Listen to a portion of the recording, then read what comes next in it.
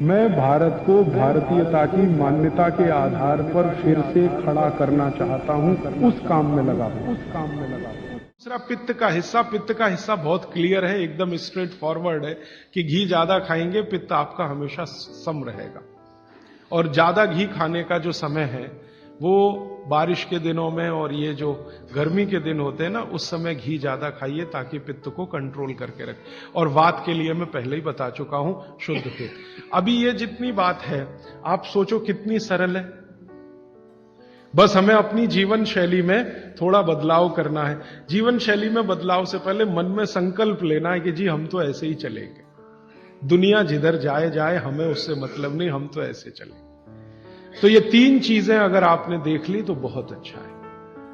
अब थोड़ा आगे चलें, अब और दूसरी चीजों पे मैं चलता हूं कि और कौन कौन सी चीजें हैं जो आपके आसपास हैं और आपके वात पित्त कफ तीनों को सम पे लाने में मदद कर सकती है। ये तीनों समभाग में रहें तो अच्छा होता है। और कौन कौन सी चीजें हैं? तो भागवती जी कहते हैं रसोई के बाहर जाने की जरूरत ही नहीं, सब वहीं है। भागवती जी ने एक सूत्र लिखा है, दुनिया का सबसे बड़ा औषधि केंद्र हमारा रसोई घर है। सबसे बड़ा औषधि केंद्र रसोई घर है। अब दुर्भाग्य से हम रसोई में जिनको मसाला कहते हैं ना, मसाला, वहां मसाला कुछ नहीं है, सब औषधि है। मसाले का और औषधि का अंतर मालूम है?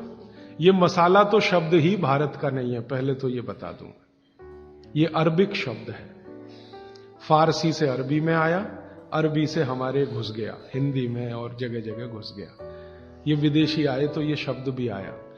हिंदुस्तान में 17वीं 18वीं शताब्दी का साहित्य जब मैं पढ़ता हूं तो जब तक मुगलों का राज्य रहा तब तक मसाले शब्द का बहुत उपयोग है।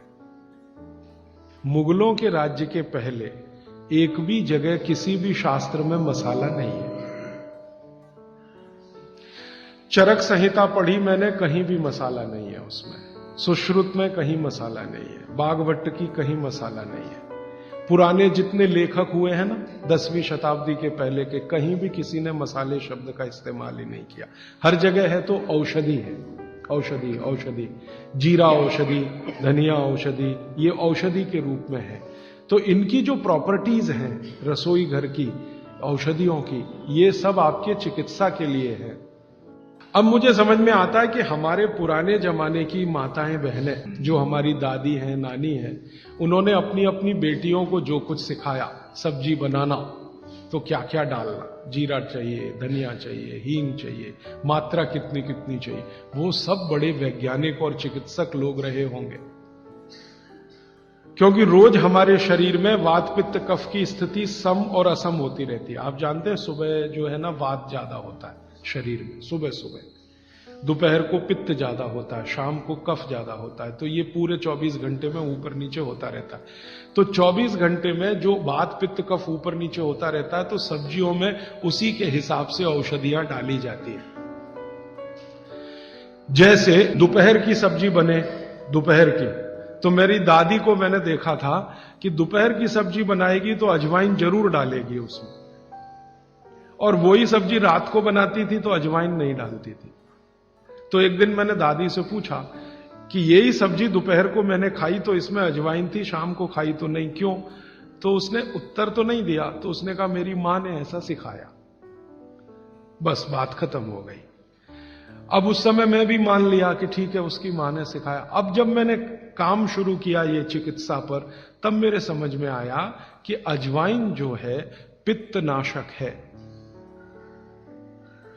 घी के बाद, देशी गाय के घी के बाद जो सबसे ज्यादा पित्तनाशक दूसरी कोई चीज है तो वो अजवाइन है।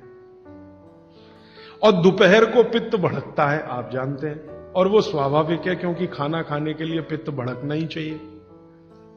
तो उस समय अजवाइन डाली जाती है सब्जी में, क्योंकि दोपहर को ही शरीर को अजवाइन की जरूरत होती है पित्त को सम पे लाने के लिए।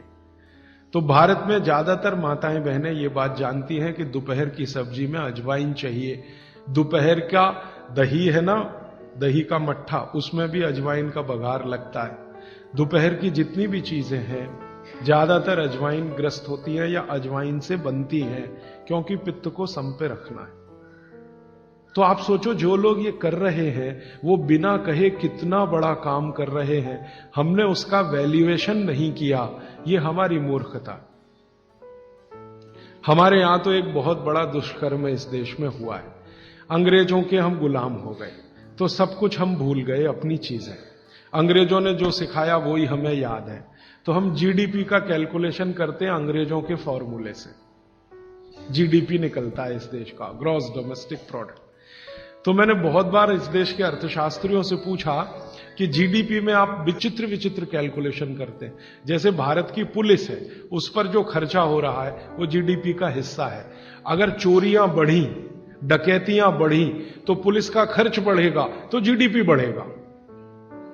और प्रधानमंत्री छाती ठोक के कहेगा मेरे जमाने में जीडीपी 10% से ऊपर बढ़ गया। सो व्हाट, पुलिस का खर्च बढ़ गया, माने चोरियां बढ़ गई, डकैतियां बढ़ गई, अत्याचार बढ़ गए, अनाचार बढ़ गए तो जीडीपी बढ़ गया, तो क्या बड़ी बात है।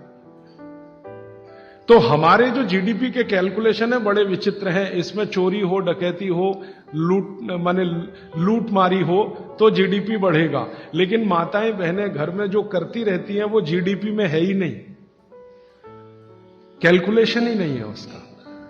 भारत सरकार कोई कैलकुलेशन नहीं करती कि किसी माँ ने 1 किलो पापड़ बना दिए तो जीडीपी बढ़ा कि नहीं, तो कहते हैं जी मालूम नहीं बढ़ा कि नहीं बढ़ा, क्योंकि कैलकुलेशन नहीं है। किसी माँ ने दाल की बड़ी बना दी 5 किलो दाल की, तो जीडीपी बढ़ा कि नहीं बढ़ा। आपका मन क्या कहता है, बुद्धि क्या कहती है, बढ़ा कि नहीं बढ़ा। किसी ने बड़ी बना दी, किसी ने पापड़ बना दिए, किसी ने कुछ बना दिया, किसी ने गोंद के लड्डू बना दिए, किसी ने मावे का कुछ बना दिया, तो जीडीपी तो बढ़ ही रहा है, लेकिन हम कैलकुलेट नहीं कर रहे हैं उसको, क्योंकि अंग्रेजों के यहां महिलाओं का किया हुआ काम महत्व का नहीं माना जाता। अंग्रेजों के यहां ये जो अंग्रेज जात है ना दुनिया में, ये महिलाओं के किए हुए काम को काम ही नहीं मानती। आपको मालूम है 2000 साल यूरोप में महिलाओं को पुरुषों से हमेशा कम वेतन मिलता रहा, और आज भी है ये कई देशों में। वो मानते ही नहीं कि इनका कोई काम है। क्यों? वो महिलाओं में आत्मा नहीं मानते। हां, यूरोप का सबसे बड़ा दार्शनिक है प्लेटो, वो कहता है कि स्त्रियों में आत्मा ही नहीं होती, आत्मा सिर्फ पुरुषों में होती है। तो स्त्री जो करे वो बेकार है, पुरुष जो करे वो ही अच्छा है। तो उनके यहां से ये कैलकुलेशन हमारे यहां आ गया कि स्त्री कुछ भी करे तो काम ही का नहीं। तो अंग्रेजों का 200-250 साल जो राज चल गया उसमें हम सब के दिमाग खत्म हो गए, सोचना विचारना बंद हो गया, तो हमने भी वही मान लिया। मैं अब इसको बदलना चाहता हूं और मैं ये समझना चाहता हूं और समझाना चाहता हूं कि स्त्रियां जो कर रही हैं वो किसी डॉक्टर से कम नहीं है। बस अंतर इतना है कि डॉक्टर को आप फीस देकर उससे एडवाइस ले रहे हैं, हमारी दादी नानी फोकट में वही एडवाइस दे रही है, धनिया खाओ, जीरा खाओ और ये अजवाइन खाओ, आपके पेट की गैस खत्म हो जाएगी। और ये 3500 साल से वैसे का वैसा ही है, अजवाइन खाओ तो गैस खत्म होती ही है। कभी भी आप करके देख लो। आप में से किसी को भी बहुत गैस बनती हो, पेट में एसिडिटी की तकलीफ हो, आज से शुरू कर दो। आप खाना खाया तो उसमें ध्यान रखो अजवाइन ज्यादा रहे, दाल में, सब्जी में, वगैरह वगैरह। और अगर नहीं कर पा रहे हैं तो खाना खत्म करते ही थोड़ी अजवाइन खा लो। अजवाइन ज्यादा तकलीफ ना कर दे, उसका बैलेंस है काले नमक के साथ, तो थोड़ा अजवाइन और काला नमक मिला के हर खाने के बाद खा के देख लो। 3 दिन में ना आपकी गैस बंद हो तो आप जो कहो मैं हारने को तैयार। ये गारंटी मैं नहीं दे रहा हूं, ये गारंटी अजवाइन दे रही है, मेरी गारंटी नहीं है, अजवाइन की गारंटी है। तो वो कहते हैं भागवत जी कि पित्त को सम रखने के लिए हमारे रसोई में घी के बाद जो दूसरी चीज है वो है अजवाइन। अब एक और बताता हूं, अपने स्वयं पाक घर में ऐसी ही एक बहुत अच्छी औषध है, उसका नाम है जीरा। जैसे हलद है वैसे ही एक है जीरा। जीरा बहुत अच्छी औषध है। पित्त के जितने भी रोग हैं आपके शरीर में, ये सब जीरे से ठीक हो जाएंगे।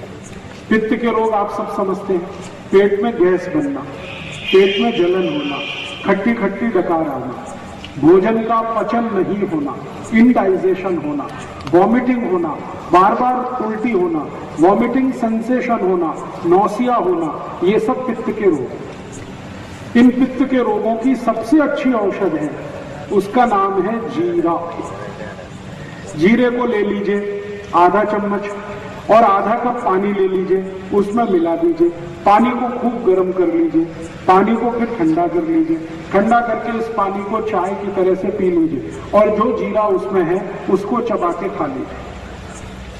तो नियमित रूप से अगर सुबह सुबह आपने लेना शुरू किया तो ये जीरा पित्त के सभी रोगों को आपके शरीर से बिल्कुल दूर कर देगा। गैस बनना बंद हो जाएगी, खट्टी डकारें आना बंद हो जाएंगी, भोजन की जो अपच है वो ठीक हो जाएगी, वॉमिटिंग सेंसेशन बिल्कुल ठीक हो जाएगा, इंडाइजेशन बिल्कुल ठीक हो जाएगा। ये सब बीमारी पित्त से संबंधित जितनी भी हैं, जिनको भी कहते हैं ना पित्त बिगड़ गया है, पित्त बिगड़ गया, उन सबको बोलिए जीरा खाएं। एसिडिटी वही पित्त बिगड़ा, एसिडिटी भी पित्त की ही खराबी है। तो जीरा बहुत अच्छी औषधि है।